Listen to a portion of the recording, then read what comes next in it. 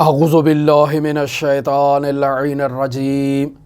बिस्मिल्लाहिर रहमानिर रहीम। अल्लाहुम्मा अज्जिल वलियकल फरज वल आफियत वन नस्र वजअलना मिन खैरि आवानिही व अंसारिही व शियाअतिही व मुहिब्बिही।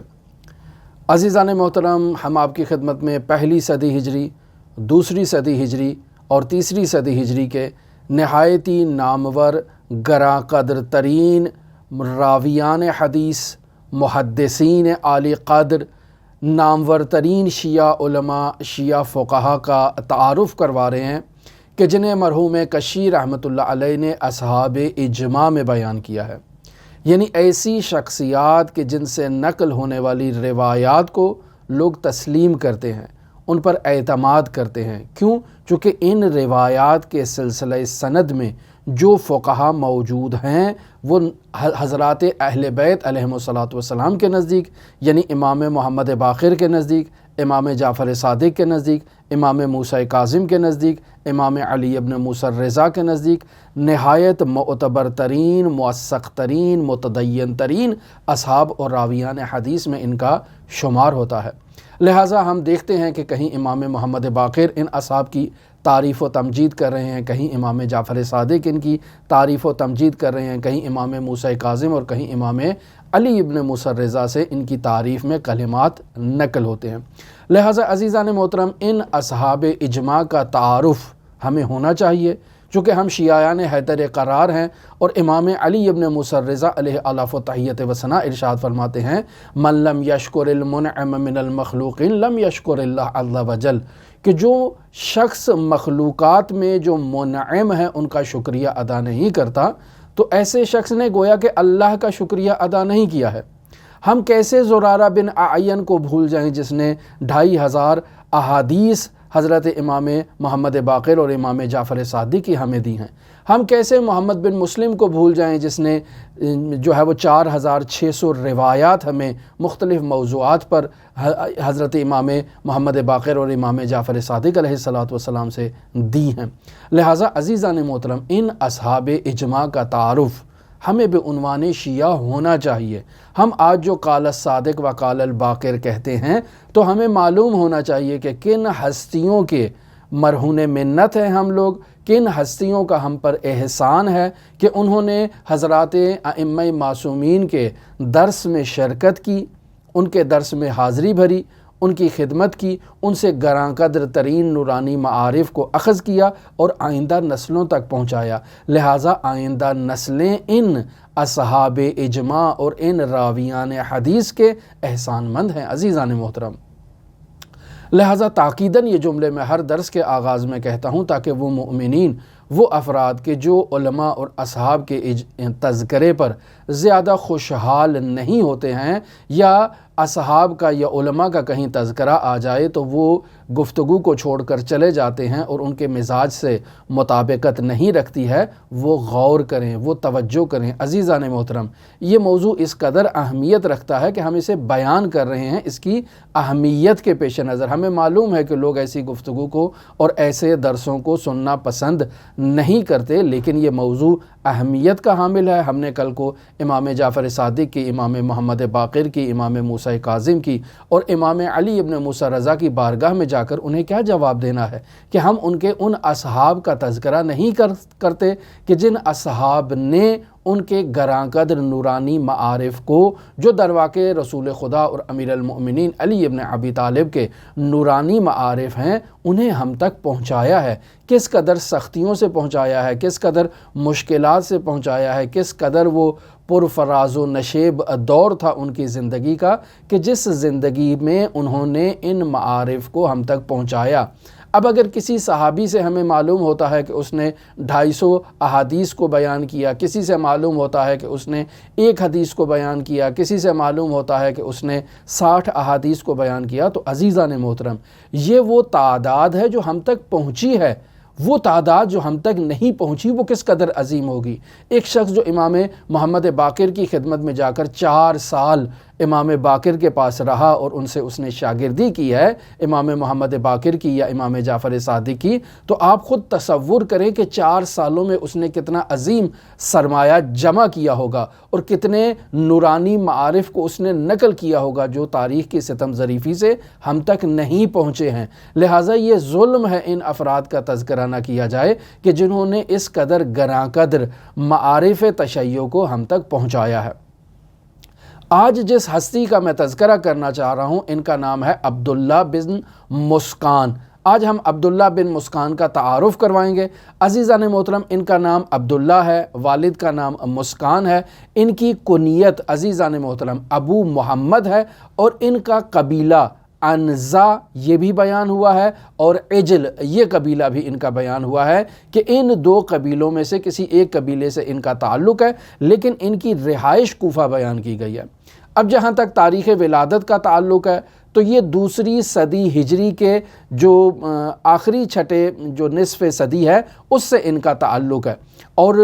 دقیق تاریخ ولادت جو ہے وہ معلوم نہیں ہے کہ کون سے سال ان کی ولادت ہوئی ہے، اور اسی طرح سے ان کی تاریخ وفات سے بھی جو ہے وہ کنفرم تاریخ بیان نہیں کی گئی۔ ایک احتمال دیا جاتا ہے کہ شاید ان کی تاریخ وفات جو ہے یا سال وفات جو ہے وہ 183 ہجری قمری یعنی حضرت امام موسیٰ کاظم علیہ السلام کی شہادت سے پہلے ان کی جو ہے وہ وفات ہوئی ہو۔ البتہ بعض تاریخوں میں 203 قمری ہجری بھی ان کی تاریخ وفات کو بیان کیا گیا ہے۔ عزیزان محترم، نہایت ہی مستند شخصیت ہے حضرت امام محمد باقر، حضرت امام جعفر صادق اور حضرت امام موسیٰ کاظم علیہ السلام کے اصحاب کی فہرست میں انہیں بیان کیا جاتا ہے۔ البتہ متفق علیہ مسئلہ یہ نہیں ہے۔ مرحوم کشی رحمۃ اللہ علیہ اپنی کتاب اختیار و معرفت الرجال، وہاں شیخ طوسی اور مرحوم کشی رحمۃ اللہ علیہ یہ بات بیان کرتے ہیں 375 نمبر صفحے پر کہ یہ عبداللہ بن مسکان حضرت امام جعفر صادق اور امام موسیٰ کاظم علیہ السلام کے صحابی ہیں، جبکہ ہم نے دیکھا ہے کہ اس شخصیت کو مرحوم آیت اللہ خوئی نے امام محمد باقر کے اصحاب کی فہرست میں بھی بیان کیا ہے کہ انہوں نے امام محمد باقر سے 2 روایات کو اخذ کیا ہے۔ پس معلوم ہوتا ہے کہ شاید عبداللہ بن مسکان اس زمانے میں نوجوان تھے جب وہ امام محمد باقر کی خدمت میں گئے۔ جہاں تک اس شخصیت کی وثاقت کا تعلق ہے تو مرحوم شیخ مفید رحمۃ اللہ علیہ اپنی کتاب الاختصاص کی جلد نمبر معذرت کے ساتھ صفحہ نمبر 207 پر مرحوم شیخ مفید رحمۃ اللہ علیہ یہ یونس بن عبد الرحمن سے نقل کرتے ہیں کہ عبداللہ بن مسکان ایک مؤمن انسان تھا، ایک صالح انسان تھا، اور مرحوم کشی رحمۃ اللہ علیہ اور مرحوم نجاشی رحمۃ اللہ علیہ، علامہ حلی رحمۃ اللہ علیہ جیسی شخصیات انہیں ثقہ بیان کرتی ہیں، اور شیخ مفید رحمۃ اللہ علیہ انہیں امام جعفر صادق اور امام موسیٰ کاظم علیہ السلام کے اصحاب کی فہرست میں بیان کرتے ہوئے انہیں زعیم شیعہ، رئیس شیعہ بیان کرتے ہیں۔ انہیں باقاعدہ احکام الہی میں کے بیان کرنے میں صاحب فتویٰ شخصیت بیان کیا جاتا ہے کہ یہ وہ شخصیت ہیں جو خود استنباط کیا کرتے تھے احکام شرعیہ میں، اور بیان کیا کہ مرحوم آیت اللہ خوئی رحمۃ اللہ علیہ نے امام محمد باقر علیہ السلام کے اصحاب کی فہرست میں بھی انہیں شمار کیا ہے کہ 2 روایات ان سے نقل ہوتی ہیں منابع روائی میں امام محمد باقر علیہ السلام سے۔ عزیزان محترم، عبداللہ بن مسکان کی مذمت پر کوئی روایت ہمیں نہیں ملی ہے اور منابع روائی میں یا رجال کی کتابوں میں کوئی ایسی روایت نہیں ہے۔ عزیزان محترم، عبداللہ بن مسکان کا نام 1252 روایات کے سلسلہ سند میں موجود ہے، پس اس اعتبار سے عبداللہ بن مسکان کو پہچاننا ضروری ہے، چونکہ 1252 روایات کا سوال پیدا ہوتا ہے، لہٰذا عبداللہ بن مسکان کی معرفت رکھنا ضروری ہے۔ امام جعفر صادق علیہ السلام سے عبداللہ بن مسکان نے کتنی روایات نقل کی ہیں؟ مرحوم کشی رحمۃ اللہ علیہ باقاعدہ بیان کرتے ہیں کہ عبداللہ بن مسکان نے 1 روایت حضرت امام جعفر صادق علیہ السلام سے بیان کیا۔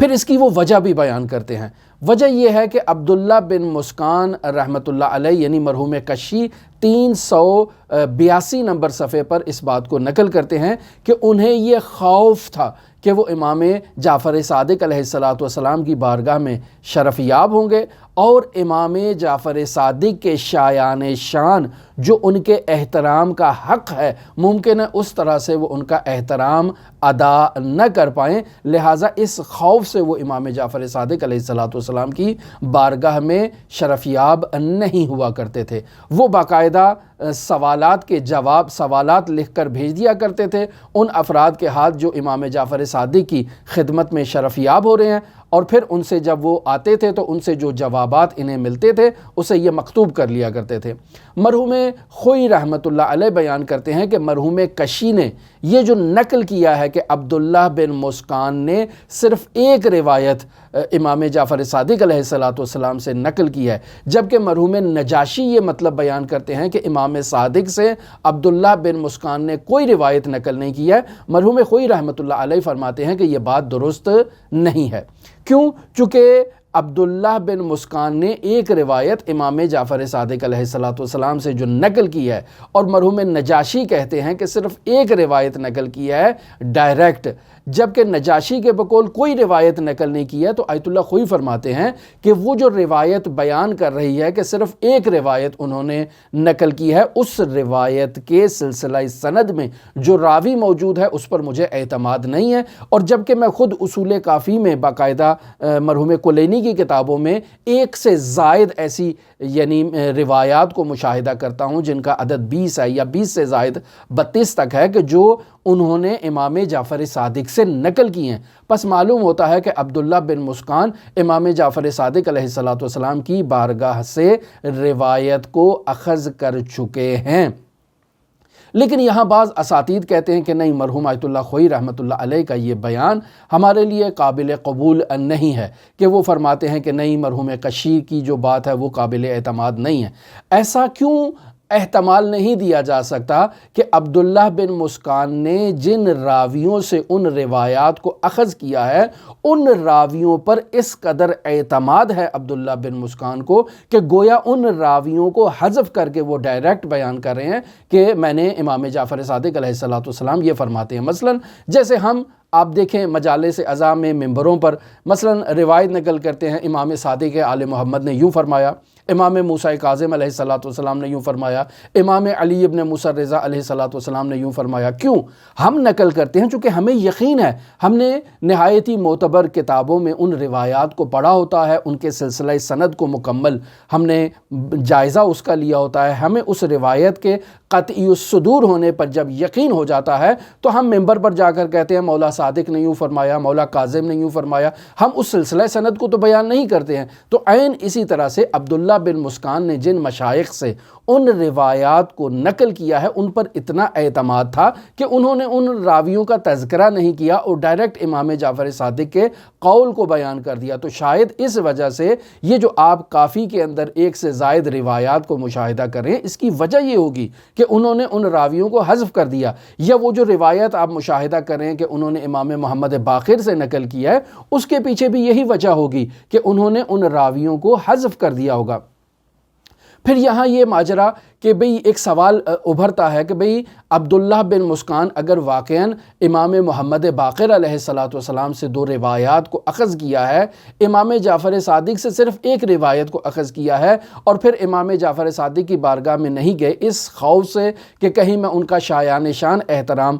برقرار نہ رکھ سکوں، اور پھر دوسری طرف امام موسیٰ کاظم علیہ السلام کی بارگاہ میں وہ شرف یاب ہوئے اور ان سے روایات کو اخذ کیا، تو خود یہ فعل ایک تعارض دکھائی نہیں دیتا ہے آپ کو کہ بھئی آپ امام جعفر صادق کی بارگاہ میں نہیں جا رہے چونکہ آپ کو خوف ہے، تو امام باقر کی بارگاہ میں کیوں گئے؟ وہاں آپ کو خوف کیوں نہیں ہوا؟ یا امام موسیٰ کاظم کی بارگاہ میں کیوں گئے؟ وہاں آپ کو خوف کیوں نہیں ہوا کہ آپ ان کا شایان شان احترام نہیں بجا لا پائیں گے؟ تو یقینی بات ہے عزیزان محترم، ہم یہاں ایمان کے مراتب کو بھی بیان کر سکتے ہیں کہ جب وہ امام محمد باقر کے دور میں تھے تو جوانی کا عالم تھا، اور جوانی کے عالم میں انسان کے ایمان کا وہ بلند ترین مرتبہ نہیں ہوتا ہے۔ انسان جو ہے وہ معارف دینیہ کو جانتا ہے، حقائق اسلامیہ کو سمجھتا ہے، لیکن اس بلندی ایمان پر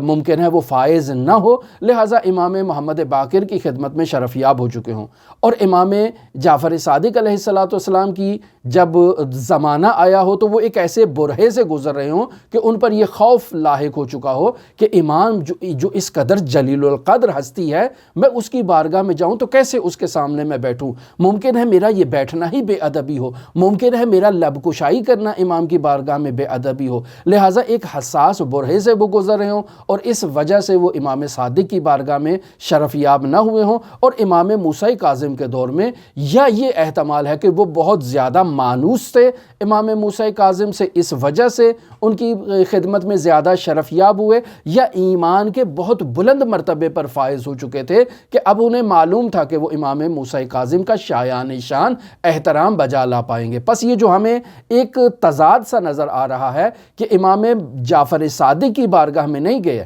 امام محمد باقر سے بھی 2 روایات کو نقل کر لیا اور امام موسیٰ کاظم سے بھی روایات کو نقل کر لیا، اور صرف امام صادق سے متعلق یہ قول نقل کیا جا رہا ہے کہ انہیں خوف تھا۔ تو اس خوف کی بنیادی وجہ در واقع ان کے ایمان کے مراتب ہیں۔ وہ پہلی سٹیج تھی ایمان کی، یہ متوسط سٹیج اور خوف والی سٹیج تھی، اور بعد میں ایمان کامل تھا جو امام موسیٰ کاظم علیہ السلام کی بارگاہ میں شرف یاب ہوئے۔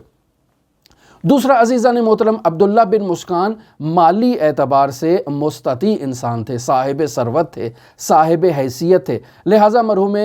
کشی رحمۃ اللہ علیہ اس مطلب کو لکھتے ہیں کہ جب بھی انہیں خبر ملتی کہ کوئی شخص مدینہ سے آیا ہے اور امام جعفر صادق علیہ السلام سے کوئی روایت لے کر آیا ہے تو فوراً اس کی دعوت کرتے، اور جو وہ اخبار امام سے سن کر آیا تھا ان اخبار کو اس سے دریافت کرتے اور باقاعدہ مکتوب کیا کرتے تھے۔ لہٰذا اس وجہ سے یہ جو اتنا ہم بیان کر رہے ہیں کہ 1252 روایات کے سلسلہ سند میں عبداللہ بن مسکان موجود ہیں، اس کی بنیادی وجہ یہ بھی ہو سکتی ہے۔ لہٰذا عزیزان محترم، عبداللہ بن مسکان ایک نہایتی جلیل القدر شخصیت ہیں۔ اب بیان ہو چکا کہ عبداللہ بن مسکان کے جو کس امام کے محضر میں گئے اور کس امام کے شاگرد ہیں، یہ بیان ہوا کہ اختلافی ہے۔ مرحوم آیت اللہ خوئی فرما رہے ہیں کہ آیت اللہ حضرت امام محمد باقر سے 2 احادیث کو نقل کیا، پس امام محمد باقر کے اصحاب میں سے بھی ہیں، امام صادق سے 1 روایت کو نقل کیا یا زائد روایات کو نقل کیا، پس امام صادق کے اصحاب میں سے بھی ہیں، اور امام موسیٰ کاظم سے بھی چونکہ روایات کو نقل کیا ہے لہٰذا ان کے اصحاب میں سے بھی ہیں۔ لیکن اس کے علاوہ اصحاب اجماع میں نہایت گراں قدر اور مستند ترین اصحاب اجماع سے انہوں نے روایات کو اخذ کیا ہے، اور غیر اصحاب اجماع میں بھی نہایت گراں قدر ترین اصحاب سے انہوں نے فیض حاصل کیا ہے، لہٰذا ان کے مشائخ میں نہایت گراں قدر شخصیات موجود ہیں۔ مثلا ابو بصیر لیث مرادی جو اصحاب اجماع میں سے ہیں وہ ان کے مشائخ میں ہیں، زرارہ بن اعین یہ ان کے مشائخ میں موجود ہیں۔ عزیزان محترم، جابر بن یزید جعفی جو امام محمد باقر علیہ السلام کے اصحاب سر میں سے ہیں، اصحاب خاص میں سے ہیں، محرم راز ہیں، یہ بھی در واقع مشائخ عبداللہ بن مسکان میں سے ہیں۔ اسی طرح سے آپ دیکھیں برید بن معاویہ اجلی جو اصحاب اجماع میں سے ہیں، یہ بھی مشائخ عبداللہ بن مسکان میں سے ہیں۔ ہشام بن سالم جوالیقی یہ بھی باقاعدہ ان کے مشائخ میں موجود ہیں۔ آبان بن تغلب ایک نہایت ہی بڑا نام ہے، یہ بھی ان کے مشائخ میں موجود ہیں۔ محمد بن مسلم بھی ان کے مشائخ میں موجود ہیں۔ ابن ابی یعفور جو اصحاب اجماع سے ہیں یہ بھی ان کے مشائخ میں موجود ہیں، اور محمد بن علی حلبی یہ بھی ان کے مشائخ میں موجود ہیں۔ اور نقل کیا جاتا ہے کہ عبداللہ بن مسکان نے جو کتاب تحریر کی ہے فقہی معاملات پر اور جو حلال الہی اور حرام الہی پر، وہ در واقع محمد بن علی حلبی کی جو ہے وہ کتاب ہے جو ان سے نقل ہوئی ہے۔ جہاں تک ان کے شاگردوں کا تعلق ہے تو شاگردوں میں بھی عزیزان محترم نہایت گراں قدر شاگرد، یعنی جو ان سے روایات کو آگے نقل کریں ہیں وہ ان کے شاگرد ہی محسوب ہوتے ہیں نا، وہ بھی تقریباً 10 عدد میں آپ کو بیان کرتا ہوں۔ مثلا صفوان بن یحییٰ، ان کا تعلق بھی اصحاب اجماع میں سے ہے۔ یونس بن عبد الرحمن ایک بہت بڑا نام ہے، وہ بھی ان کے شاگردوں میں اور اصحاب میں موجود ہیں۔ اسی طرح محمد بن سنان ہیں، حماد بن عیسیٰ جو اصحاب اجماع میں سے ہیں وہ ان کے مشائخ میں سے ہیں۔ حماد بن عثمان ہیں، ایوب بن نوح ہیں، جمیل بن دراج جو اصحاب اجماع میں سے ہیں، حسن ابن علی بن فضال جن کے بارے میں احتمال ہے کہ یہ اصحاب اجماع میں سے ہوں، یہ ان کے مشائخ ہیں اور وہ ان کے شاگرد ہیں۔ حسن بن محبوب جو اصحاب اجماع میں سے ہیں وہ بھی ان کے شاگرد ہیں۔ اسی طرح ابن ابی عمیر ایک بہت بڑا نام ہے اصحاب اجماع میں، وہ بھی ان کے شاگرد ہیں۔ پس عزیزان محترم عبداللہ بن مسکان ایک بہت بڑا نام ہے، اور رجال بیان کرتے ہیں کہ عبداللہ بن مسکان سے 2 کتابیں جو ہے وہ منسوب کی جاتی ہیں۔ ایک کتاب فی الامامت، یہ عبداللہ بن مسکان سے ہے۔ ایک ہے کتاب فی الحلال والحرام، جس کے بارے میں بیان کر چکا کہ محمد بن علی حلبی کی روایات کو عبداللہ بن مسکان نے آگے نقل کیا ہے۔ اور آغازی میں ہم بیان کر چکے کہ عبداللہ بن مسکان کی تاریخ وفات سے متعلق 2 روایات بیان کی جاتی ہیں، یعنی 2 قول بیان کیے جاتے ہیں۔ ایک قول یہ ہے کہ 183 ہجری قمری حضرت امام موسیٰ کاظم کی شہادت کے سال سے پہلے عبداللہ بن مسکان کا انتقال ہو گیا، اور دوسرے قول کے مطابق 203 ہجری قمری سے پہلے عبداللہ بن مسکان کا انتقال ہو چکا، یعنی عبداللہ بن مسکان نے امام علی ابن موسیٰ الرضا علیہ آلاف التحیت و ثنا کے جو حضور ہے اس کو درک نہیں کیا، اور اس سے پہلے ہی یہ اس دنیا سے رخصت ہو چکے۔ ہماری دعا ہے کہ خداوند متعال عبداللہ بن مسکان سے روایات جو انہوں نے نقل کی اور معارف اہل بیت کی نشر و اشاعت میں، مکتب تشیع کی نشر و اشاعت میں، معارف ائمہ معصومین کی نشر و اشاعت میں جو انہوں نے کردار ادا کیا ہے، خداوند متعال ان کی ان کاوشوں کو اپنی بارگاہ میں قبول و مقبول فرمائے۔ ہماری دعا ہے کہ خداوند متعال ہمیں اصحاب اہل بیت، اصحاب ائمہ، اصحاب رسول خدا کو جاننے، ان کی سیرت کو جاننے، ان کے حالات زندگی کو جاننے، اور کن کن کٹھن مراحل سے عبور کر کے انہوں نے روایات کو ہم تک پہنچایا ہے، ان اصحاب کو پہچاننے کی ہمیں سعادت نصیب فرما۔ ہماری دعا ہے کہ خداوند متعال ہمیں معارف اہل بیت علیہ الصلاۃ والسلام سے روشناس فرمائے، علم عطا فرمائے معارف اہل بیت کا، اور ہماری دعا ہے کہ خداوند متعال ہمیں منجی عالم بشریت حضرت صاحب العصر صاحب الزمان مہدی موعود کے اصحاب میں قرار دے، اور دعا ہے کہ خداوند متعال حضرت امام زمان اجل اللہ تعالی فرجہ الشریف کے ظہور میں تعجیل فرمائے۔ اللہم صلی علی محمد و آل محمد وعجل فرج قائم آل محمد۔